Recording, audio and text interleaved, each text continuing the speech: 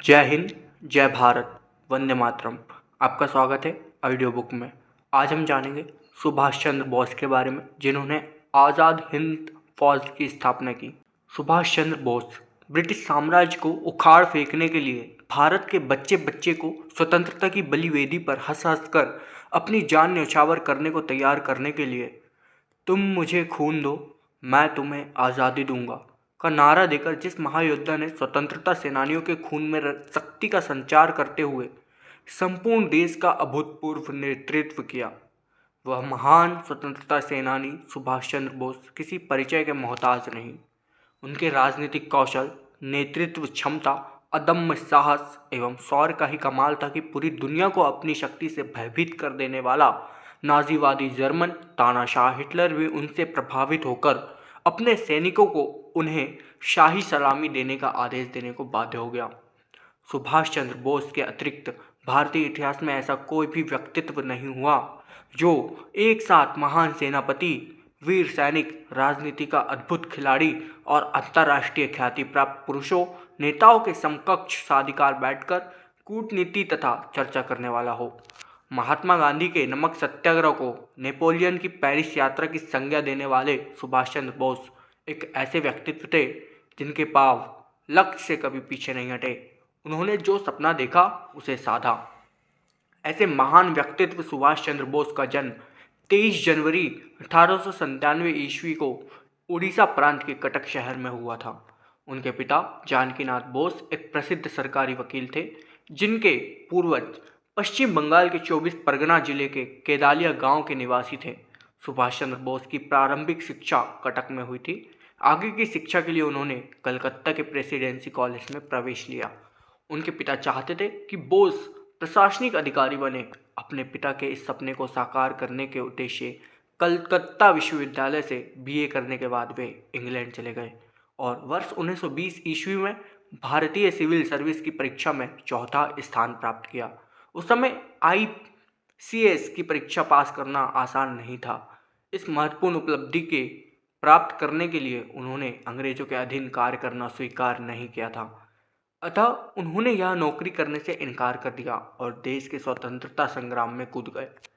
अंग्रेजों के खिलाफ अपने संघर्ष की शुरुआत करते हुए सुभाष चंद्र बोस देशबंधु चित्तरंजन के सहयोगी बन गए। प्रिंस ऑफ वेल्स के स्वागत के बहिष्कार में उन्हें पहली बार गिरफ्तार कर 6 माह की सजा दी गई। साल 1924 में जब देशबंधु कलकत्ता के मेयर बने, तब सुभाष चंद्र बोस को उन्हें चीफ एग्जीक्यूटिव ऑफिसर बनाया गया। उनके स्वतंत्रता उन्मुखी कार्यक्रमों एवं क्रियाकलापों से डरकर सरकार ने उन्हें उसी साल फिर से गिरफ्तार कर लिया और जेल भेज दिया, पर वे ज़्यादा समय तक कैद नहीं रख सकी और 15 मई 1927 को उन्हें रिहा कर दिया गया। इस समय तक वे देश के प्रखर नेता बन चुके थे। उनकी ख्याति देश की सीमा को लांघकर जर्मनी, जापान, अमेरिका, सोवियत रूस जैसे देशों में पहुंच चुकी थी। 26 जनवरी 1930 को कलकत्ता के मेयर पद पर रहते हुए नेताजी ने आज़ादी के दिन की घोषणा के साथ विशाल जुलूस निकाला, जिसके कारण उन्हें फिर से गिरफ्तार कर असहनीय यातनाएं दी गई। जेल में उनका स्वास्थ्य जब बिगड़ गया तो सरकार ने उन्हें इस शर्त पर रिहा कर दिया कि वे रिहा होने के बाद सीधे यूरोप चले जाएंगे। अतः वे रिहा होने के तुरंत बाद अपने संबंधियों से मिले बिना ही वायुयान द्वारा स्विट्जरलैंड चले गए। यह वास्तव में सरकार की ही सोची समझी चाल थी।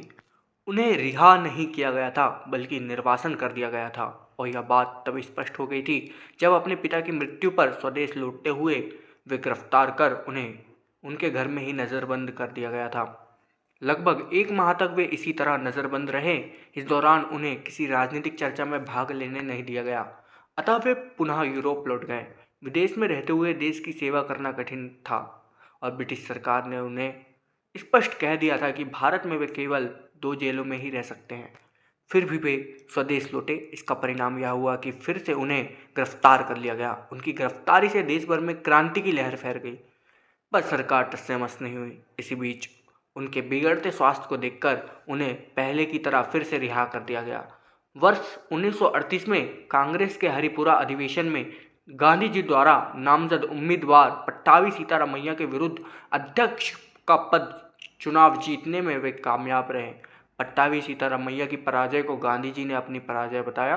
सुभाष चंद्र बोस गांधी जी का सम्मान करते थे अतः दक्षिणपंथी कांग्रेसियों के असहयोग को देखते हुए उन्होंने कांग्रेस से त्यागपत्र दे दिया और फॉरवर्ड ब्लॉक नामक नई पार्टी की स्थापना की। बंगाल में उठ रही क्रांति को देखते हुए उन्हें वर्ष 1941 में फिर से गिरफ्तार कर लिया गया और उनके घर पर उन्हें नजरबंद करते हुए उन पर कड़ा पहरा लगा दिया गया। फिर भी वे यहाँ से भेष बदलकर भागने में सफल हुए। यहाँ से भागकर वे काबुल होते हुए जर्मनी पहुंचे। उस समय जर्मनी का शासक तानाशाह हिटलर था। उसने उनका यथेष्ट सम्मान किया और दक्षिण पूर्वी एशिया जाने की उनकी योजना को समर्थन व सहयोग दिया। जून 1943 में सुभाष चंद्र बोस जापान चले गए। वहां से फिर वे सिंगापुर के लिए रवाना हुए, जहां उसी वर्ष 4 जुलाई 1943 में उन्हें आज़ाद हिंद फौज का सेनापति बना दिया गया। 21 अक्टूबर 1943 को अंततः सुभाष चंद्र बोस ने सिंगापुर में ही आज़ाद भारत की अस्थायी सरकार की घोषणा की। जापान, इटली, चीन, जर्मनी, फिलीपींस, कोरिया, माचुको और आयरलैंड देशों की सरकारों ने उनकी सरकार को मान्यता दी। बाद में उन्होंने बर्मा में रंगून को अपनी अस्थायी सरकार की राजधानी बनाया और अंडमान निकोबार द्वीप को जीतकर वहां अनुशासित एवं व्यवस्थापूर्ण ढंग से आज़ाद हिंद सरकार का कार्य चलने लगा। 6 जुलाई 1944 को उन्होंने रंगून रेडियो स्टेशन से महात्मा गांधी के नाम एक प्रसारण जारी किया, जिसमें उन्होंने गांधी जी को राष्ट्रपिता कहकर संबोधित किया और युद्ध में विजय के लिए आशीर्वाद और शुभकामनाएं दी। दिल्ली चलो का नारा देकर उन्होंने अपने सैनिकों का उत्साह बढ़ाया एवं कोहिमा एवं मणिपुर में युद्ध के अंग्रेजों के दांत खट्टे किए, परंतु ब्रिटिश सरकार की वायुसेना के सामने आज़ाद हिंद फौज कब तक टिकी रहती। सुभाष चंद्र बोस को रंगून छोड़ना पड़ा और 19 मई 1945 को अंग्रेजों ने रंगून पर पुनः कब्जा कर लिया। आज़ाद हिंद फौज को इसी युद्ध से हार मिली, पर ब्रिटिश सरकार के प्रशिक्षित सैनिकों के छक्के छुड़ा देने वाले झांसी रेजिमेंट की वीरांगनाओं के अदम्य साहस, शौर्य और वीरता को कभी भुलाया नहीं जा सकता। दूसरे विश्व युद्ध में जापान की हार के बाद सुभाष चंद्र बोस को नया रास्ता ढूंढना बहुत जरूरी था। उन्होंने रूस से सहायता मांगने का निश्चय किया। 18 अगस्त 1945 को वे हवाई जहाज से मंचूरिया की ओर जा रहे थे। इसी सफर के दौरान वे लापता हो गए। 23 अगस्त 1945 को एक वायुयान दुर्घटना में उनकी मृत्यु के समाचार पर किसी को विश्वास नहीं हुआ।